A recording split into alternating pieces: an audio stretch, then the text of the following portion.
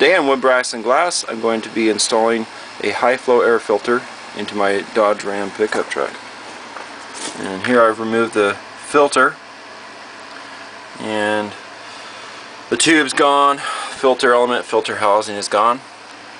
The air will be able to come up through the bottom of the vehicle and provide fresh and cold, clean air for the engine.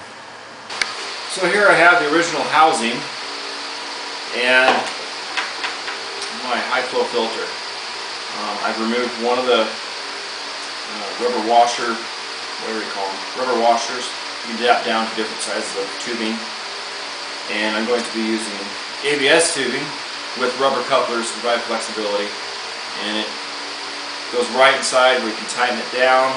I will show how I removed this box from the coupler unit, which goes above the intake on the engine, and create a special fitting to adapt this part into this.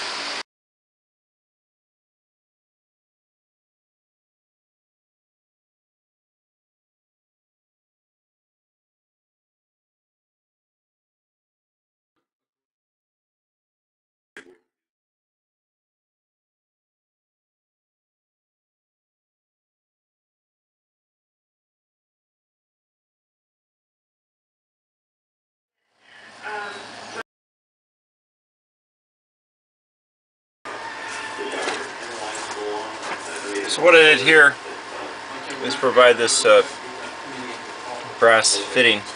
What I did was just drill a hole that's slightly smaller than this fitting. It is just a normal thread on the inside. And then I just put the MEK, methyl ketone, on the hole, and then screwed it down with my crescent wrench, and so that it basically self-taps itself. And don't over tighten it, of course, if you go to do this, but then you can just simply put this on, use your hose ring to tighten it down, and then just put the pipe back and you're set.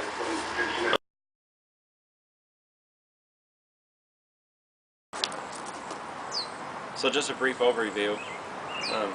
If anyone is to use plastic for these conduits on the intake, be sure when you cut them or sand them. I sand down my edges to make them less rough and any plastic filings to go away.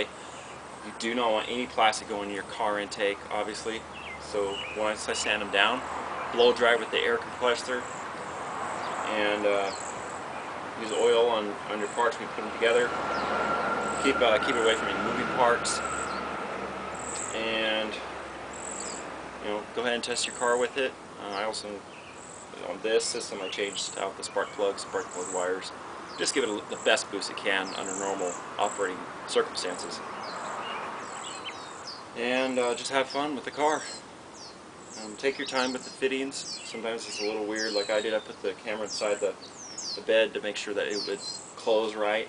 Some other cars might not. You might have to use different fittings. I like using rubber because it's flexible. I would advise against using solid elbows just because they won't move. And that, I'm going to test it out and see how it goes.